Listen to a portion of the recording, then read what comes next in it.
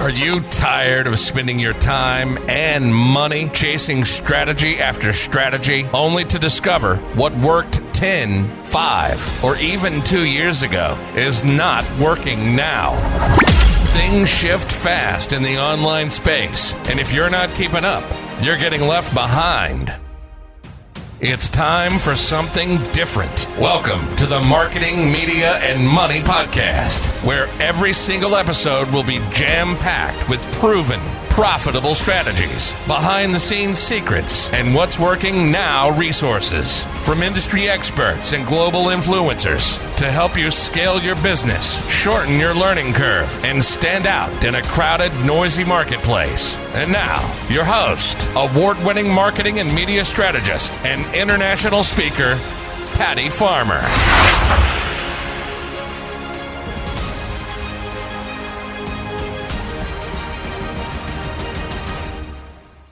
Hello, everyone, and welcome to today's episode of the Marketing, Media, Money Podcast.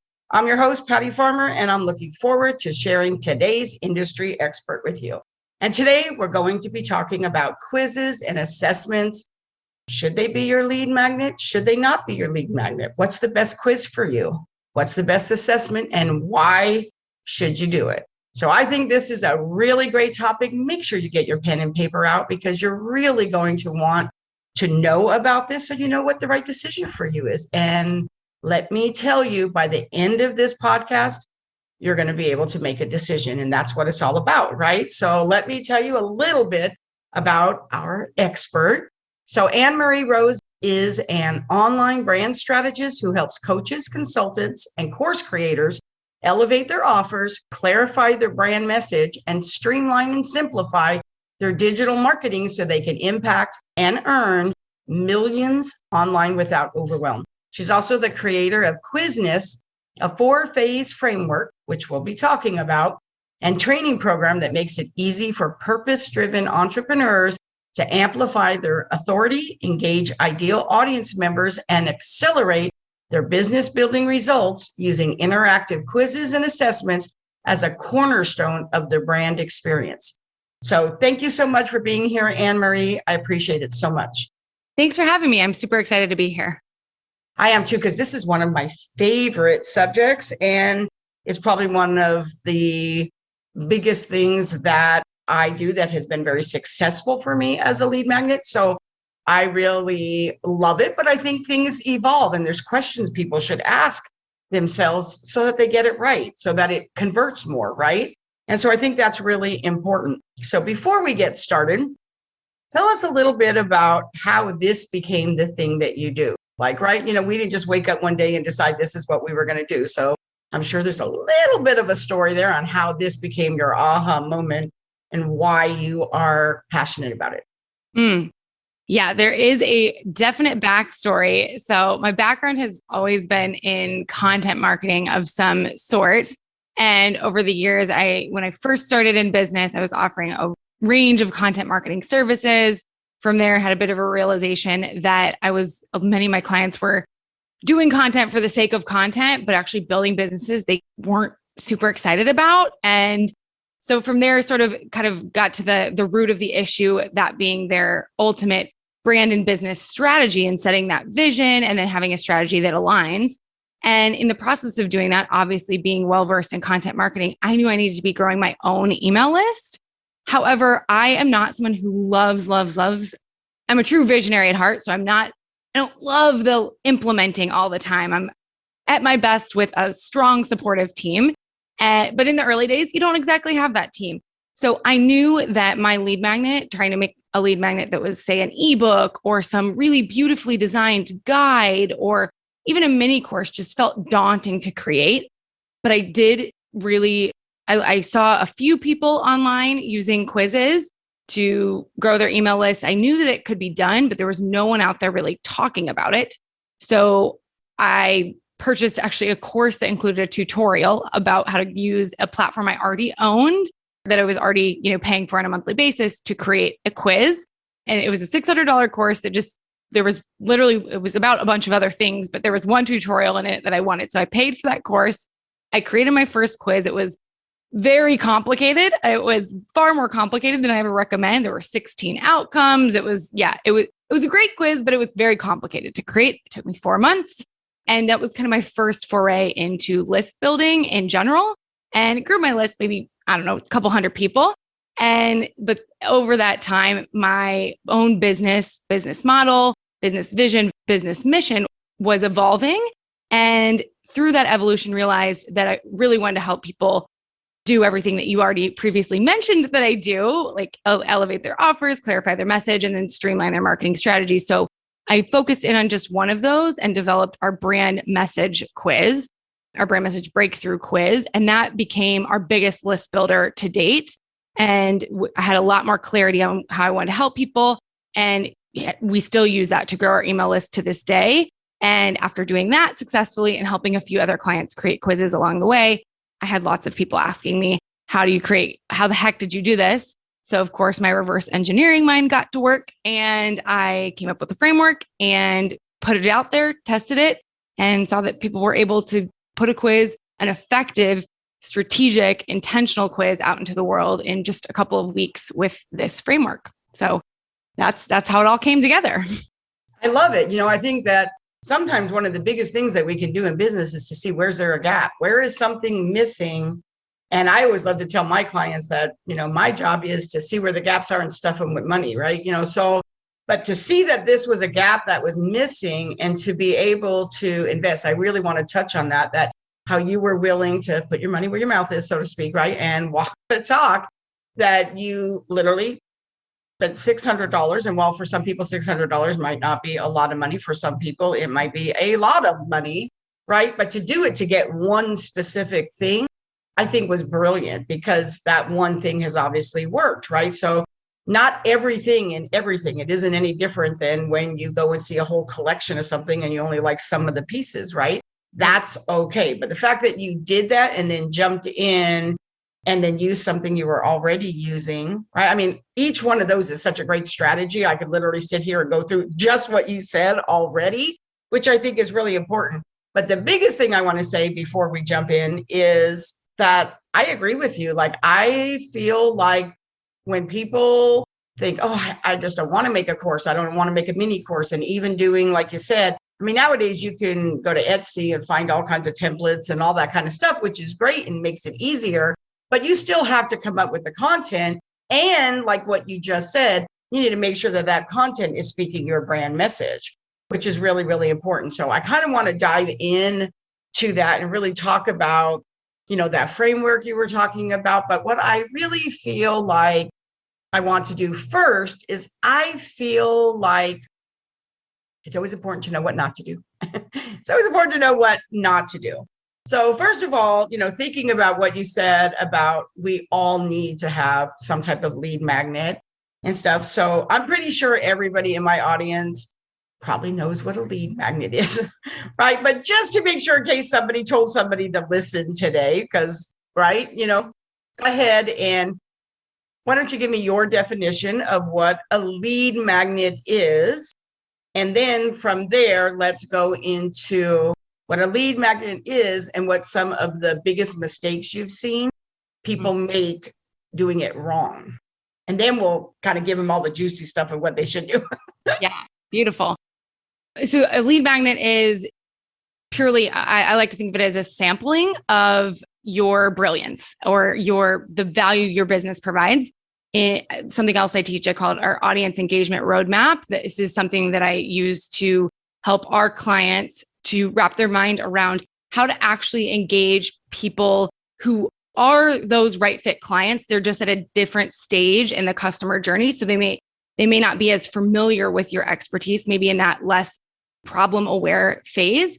So your lead magnet is really meant to be something that's for someone who realizes they have a problem of some sort, and you're inviting them to, it could be to explore a solution to the problem. It could be to gain greater clarity around the problem they know they have. It should somehow relate to a pain point they're experiencing or a really strong desire that they have. And I consider it a piece of what I like to call invitation content. It's a way that they can metaphorically or virtually raise their hand and say, hey, I'm interested in, or at least curious about the subject matter your business is known for. That's ultimately what a lead magnet is. And to just make it really tangible, because I always like to break it down to just two examples.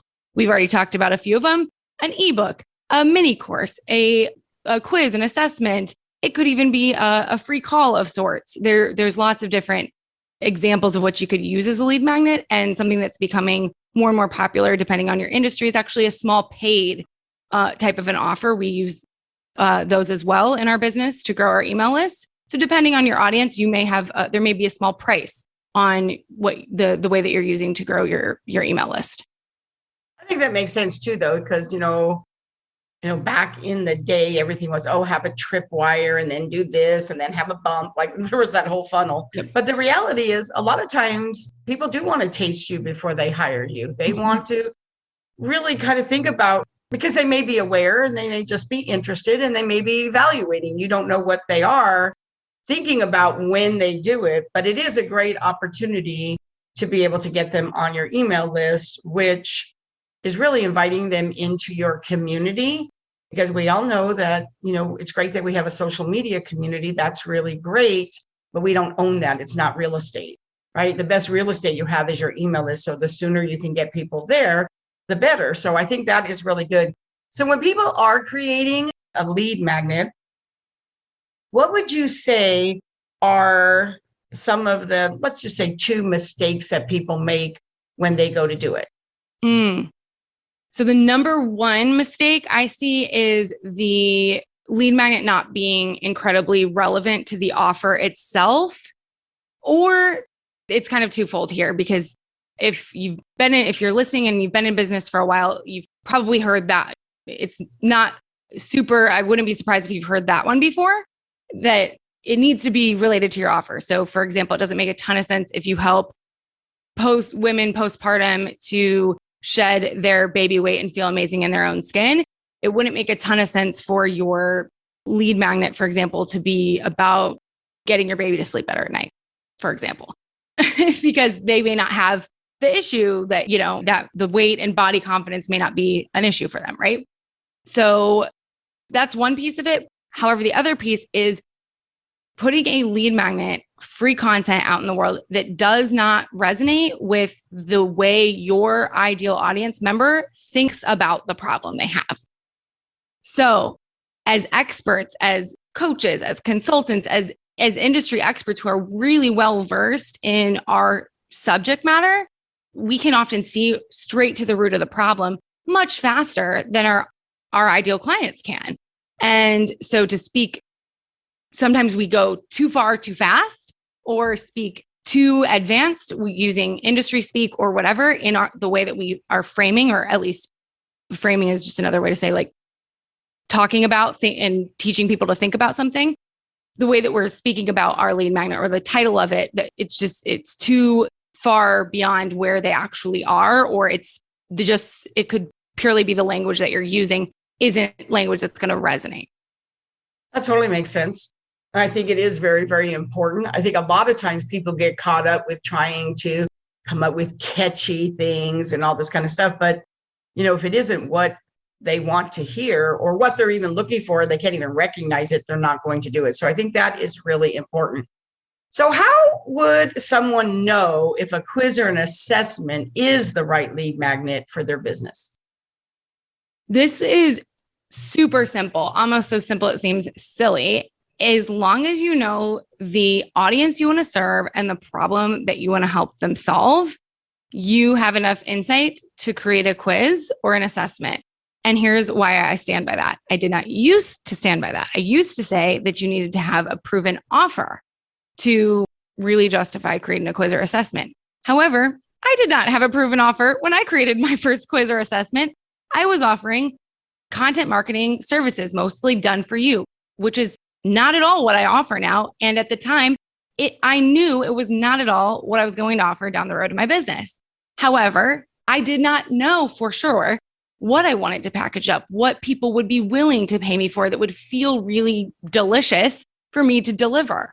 I am a consultant and strategist now. So I am not behind the scenes doing the work. We do have some done with you experiences that we offer, but I am not a done for you service provider.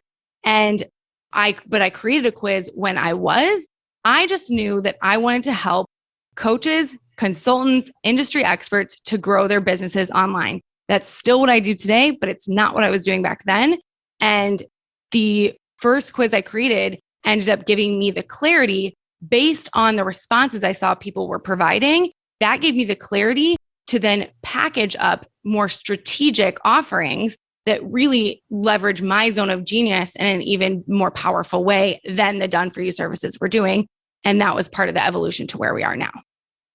Okay. So I want to make sure that people don't get lost right here in your story. And so I want to make sure, which actually that was a beautiful example. But now let's go back a little bit. And so how would they know? What's a question? Like, can you sum it up in like a question that they can ask themselves? Like they could just ask yourself this. Yep. And if this is your answer, then you would know that this would be a quiz. So for example, it was like, oh, if your email list is not where you want it to be and you want to grow an email list, well, then a quiz or an assessment is great for you. I mean, that's just like one example. Ask yourself, you could write down on a piece of paper right now, what problem or who do I serve? And then what problem do I solve? Simple as that. And answer those two questions. And if you know those two questions, and again, it can be a desire to who do I want to serve? What problem do I want to solve for them? If you can answer those two questions, you have enough clarity about the direction of your business to create a quiz that can move you forward. I love that. You simplified that really well. I love it when I get a story and a simplified version for them to ask themselves so they can put themselves in the story. That was fabulous. Great answer. Thank you so much. So let's think about some factors. Dare I say, let's think about some game-changing factors, right? That most business owners forget when they're creating a quiz or an assessment. So do you have a few of those that you could share? Yeah, the game-changing factors that they forget about. Was it? Mm-hmm. Yeah. So the couple of factors that people tend to forget about is one, just creating a quiz that is going to, again, speak to what their audience actually wants. And it's while it's really tempting, and I find this a lot with coaches and consultants who ultimately at the end of the day, we need to be able to understand our audience's pain points, and they want their pain points solved, and you help them do that. But there's this tendency to want to go the BuzzFeed route with the quizzes and do this really fun, kind of catchy, popular, and very, very positive spin on a quiz, which is not to say that you can't go that route. It just depends on how quickly you want people to be able to move in the direction of what you offer after taking your quiz. More often than not, it's an uncovering of a pain point that needs to happen through that quiz. People need to get greater clarity and direction related to a pain point that you can help them solve. So there is that tendency to want to go super positive or just really fun and flashy and catchy, but in a way that doesn't have a ton to do with what you actually offer. And there's really no point in having an email list full of people that just, unless you are an entertainer and you have an entertaining brand, it's helpful to know that the people on our list are there because they identify with the problem we solve. That's the first thing. Second thing is not following up. So you can't just create a quiz and have people click through it and hope that that's going to grow your business. You have to have a plan for the follow-up. And we have that built into our framework that we teach and that we guide our clients through because it's so, so important. So that might be an email list. If you want to do minimum viable plan here, you could do something as simple as once people end on your email list, if you're not doing a big promotion strategy, you could start out by simply sending a follow, have an automatic follow-up email that's going to go out to them that says, thanks so much for taking it. Here's your results as a reminder. And then you could send a personalized follow-up if you wanted to and say, hey, I saw you took the quiz and you got this result. How did that resonate with you? You could simply start there if you don't feel like writing out a full email sequence or something like that. But it is very important to follow up and to map out that plan to your offer. So that's thing number 2. So we've got 1, not having a quiz that's going to resonate with the people who have the problem you solve. 2, not following up. 3, thinking that you're just going to pop the quiz onto your website and that a bunch of people are going to take it. Unless you have a blog that has built up a ton of SEO, that's probably not going to be the case. You need to have a plan for putting the quiz or assessment, whatever you personally want to call it. Some people resonate with one over the other. You need to have a plan for putting that out into the world. That can be as simple as putting it, weaving it into a LinkedIn post once a week, or running some ads to it, or, you could add share buttons to the end. And as long as the result that your quiz is providing is something that people would actually want to share, that people may share it for you. So having a plan to promote your quiz is important as well. I love that. Some of the ways that I've used my quiz that have been very successful for me is inviting people to take my quiz when they join my Facebook group. Mm-hmm. That is something I do. I also invite them to take it inside my magazine. So when they're in there, I have a full page ad in my magazine that takes them to the quiz. So I do that. Those ones have been very, very effective for me. And again, I do think it is really good to just weave it through different places, because when people are looking at trying to find a place and, are you the right person? So when they're actually evaluating, are you their person? This is a great way for them to do it. So keeping something front and center, I think, is very, very important. So I really love that. So that was really a great one, because I do think people do think, oh yeah, build it and they will come. But first they have to know you built it, right? So I think that was really important. So I'm glad that you added that on there. So you spoke earlier about how your company has a framework, right, to create and launch your own quiz. So you said that it has like 4 steps. Yes. 4 phases, 4 steps. Could you take us through the 4 steps? Yeah, absolutely. I'm a big fan of a framework just to simplify things, especially one of the biggest things I hear from people when they're considering creating a quiz for their business is, I have no idea how to even begin this process, or they have big reservations around one of 2 things. One is writing of the questions, and the second is the tech piece. Usually people fall into one of 2 camps. Either they're more freaked out by one or the other. So we've really broken this down into a few simple steps, which I won't have a time. We don't have time to get into the nitty gritty of everything, but I'm a big on, I try to make everything we do especially this, creating a quiz. If I can make it as paint by numbers as possible, that's the goal, right? Especially for something like this. So we've just broken it down so that you can see the path to the finish line. That first step is simply strategize. You want to create a quiz with intention. If you're going to take the time to implement something that is going to grow your business, you want it to grow your business in the right way. So through the strategize process, it's important to get clear on where you want your business to go. Clear enough. I always like to say that. Emphasize clear enough on where you want your business to go. And then you want to get an idea of how you want your quiz to actually serve your business. So quiz does a lot more than grow your email list. We haven't really talked about that. However, a quiz can segment your audience. It can help you learn a lot more about them. Like I mentioned, my first quiz did, among other things. It can direct people towards a specific offer of yours. If you have a lot of them, also be a great way to qualify potential clients. So there's lots and lots of different ways you can leverage a quiz in your business. And I recommend that you focus on prioritizing just one of those 4 that I mentioned when you go to create your quiz. So that's what happens in the strategize phase. There's a couple other pieces in there, but for time purposes, I'll keep it simple. Then we move on to the create phase. This is where we decide and solidify our quiz topic and title, as well as the quiz questions themselves, what the outcomes are going to be. Not in that order. We actually decide what the outcomes are going to be first, and then decide what the questions are going to be and the various response options. So meaning, if you've got A, B, and C options, what those actually are. We write them out inside our programs and things like that. We have like a method, because I know that can really trip people up. So we keep it simple, but it really isn't that complicated. And if you've taken a quiz like this, you get what I'm saying here, that it's, you ask some questions to uncover information, help people to self-reflect. That's a really, really an amazing additional bit of value that quizzes can offer to people beyond just knowing their outcome, is the self-discovery that happens through the process. So phase 2 is the create phase. Then the setup phase. And this is what freaks a lot of people out, especially if you're the creative type, not as much the tech type. But There are several great platforms out there that make it really simple for you to set your quiz up. And I'm always a fan of simple over fancy, especially at first. Keeping it simple is going to help everything get smoothed out.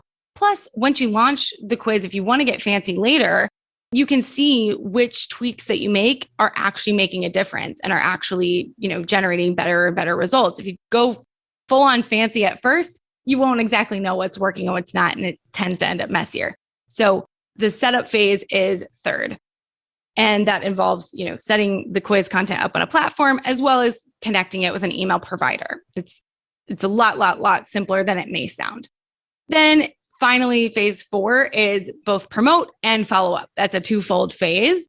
And that really encompasses everything that I mentioned when I was answering the previous question about those couple of game changers that a lot of business owners tend to skip. And that is the follow up. So making sure that your outcome content is really strong and gives people a reason to want to go open their inbox as well. And then some additional follow-up communications to support them on their journey towards what you offer. And then, of course, a way to actually put the quiz out into the world. So those 4 phases to summarize: strategize, create, set up, and then promote and follow up. Those are really great. And I love the way you broke it down. So thank you so much. A couple questions came up. One, when you're talking about the questions, do you find in your experience of doing that there's a sweet spot of how many questions? Is it 10 questions, 15, 20? What's the sweet spot? Yep. And this super straightforward, boring answer, if you will, 6 to 10. I typically, if you go less than 6, people didn't feel like they had enough of an actual experience with your brand for you to have given them a true meaningful outcome. If you go further than 10, you can maybe stretch up to 12, but keeping it to 10, you're going to have a lot more success rate with people actually finishing. Oh, that's really great to know. And then when you were talking about the setup and that there's a lot of different ones, simple platforms, can you recommend a few? I can, and I'll be perfectly honest. I've got a no opt-in required PDF that breaks down the pros and the cons because every business is different. And I'll be, again, perfectly honest that I've got my qualms with all of them. I have the things I love about them and things I don't love about all of them. So my top 2 recommended, they're AnnMarieRose.com/quiz platforms. No opt-in. It's going to bring a PDF right up and you can read. My top 2 are Outgrow and Interact at the moment. That could change, but those have my top 2 and my pros and cons about each of them because I want you to make an informed decision and know what you're dealing with. So I've broken it down. I've messed around with lots and lots of them for years and years. And those are the 2 that it comes down to are my preferences at the moment. Perfect. And again, what is the site again for people to go to get that? Yep. AnnMarieRose.com/quiz platforms. Quiz platforms. Perfect. Thank you so much. And we'll make sure that we have that in the show notes so that you'll be able to just go below and click on that. So this is the portion of the show where we love to talk about strategy. And this is the Marketing, Media, and Money show. And you have shared so much information. And I know everybody is going to want to connect with you. So first of all, what's the best way for them to connect with you? Because I know they're going to want to.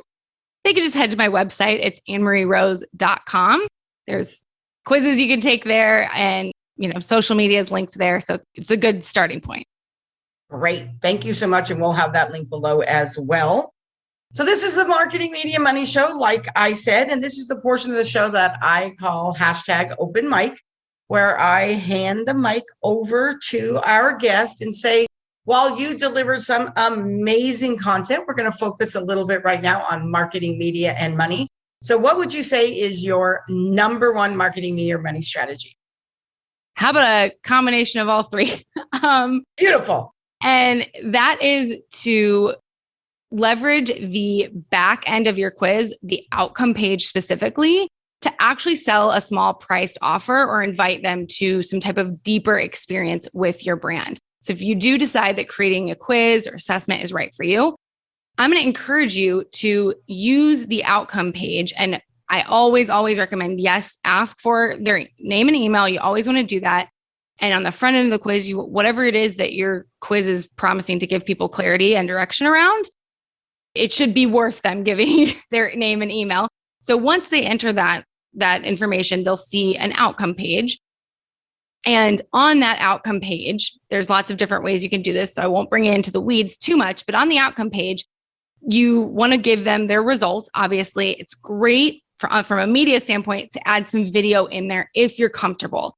People really connect with video. I like a video that's maybe 5 minutes or less. And guess what? It can basically be you repeating what is already on the results page. People learn in different ways. So your person who doesn't want to sit and read something may instead want to watch a video. So adding a video in, but then also having a call to action on that page that is to take an even further next step with your brand right out of the gates. So we offer this for our brand message breakthrough quiz. We have a mini course that's on the back end of that particular quiz that offers people limited time offer for that. It's normally $97. I think it's $27 once someone takes the quiz for 24 hours or so. There's just, it's a great opportunity to help people go deeper faster. And there's people that, by the way, they just want the full on solution. But if you try to give them everything just in text on the outcome page, they're not going to receive it. They're not going to do anything with it. You want to give them just enough so that they have greater clarity and direction on the outcome page itself, but then invite them to take a next step with your brand right away. That could be hop on a call. It could be purchase a small offer. That's a really great way to move to generate revenue and also give people what they're looking for faster. Sure, there's going to be some people that want to read all your emails, but there's people probably like me who I call myself a button. I'm looking for the button. Where's the button I can click to get my problem solved? You're going to have people like that in your audience too. So give them the button to click. That totally makes sense. And you came bearing a gift. So of course we couldn't be spending all this time talking about a quiz or an assessment without inviting you to be able to share in that knowledge as well. So tell us a little bit about the gift, and we will have the button below for you to click to receive the gift as well. Of course, if you are listening to this right now and you're thinking, I think I could really benefit from using a quiz in my business, then I invite you to figure out what type of quiz. There are several different types of quizzes that you could leverage in your business. So I invite you to find out which one's right for you. And you can do it in 2 minutes or less by taking my quiz, the quiz, and is what we affectionately refer to it as internally, but you can also find it at thequizquiz.com. Perfect. Thank you so much. And thank you so much, AnnMarie, for being here with me today. I really appreciate you going a little deeper into the framework, kind of like setting the stage for people so that by the time, I'm sure right now, they're like, oh yes, I definitely either want to take that quiz and find out what the right kind is, or they're absolutely sure that, yes, they know that a quiz in their business is what they should be doing. So thank you so much for being here with me today. Of course. Thanks for having me. And we want to take a moment to thank our sponsor, the Marketing Media Money podcast and magazine, are sponsored by the Exacta Corporation, founder of the corporate organizer, More Than a CRM, and award-winning Family Organizer Plus. One busy life, two easy apps. Learn more at www.exactacorp.com. And since we are talking about quizzes, I'm going to invite you to take our quiz as well and just kind of ask yourself, where should I focus my time and energy to attract highly qualified, ideal clients? So you can go to www.m3, that stands for Marketing, Media, Money, so m3bizquiz.com. So thank you for joining us on the Marketing, Media, Money podcast. And if you enjoyed today's episode, and I'm sure you did, please subscribe and review the podcast on your favorite listening platform. So make sure you take this in. I know that a quiz is probably going to be the best thing for you too. Go to thequizquiz.com, like AnnMarie said, figure out what is the best type for you and take action, because it all starts with taking action. So thank you so much. Have a fabulous week, and we'll see you next week. Thank you for joining us today on the Marketing, Media, and Money podcast. To shorten your learning curve even more, make sure to grab your free copy of the Marketing, Media, and Money magazine at www.marketingmediamoney.com. I promise your business will thank you.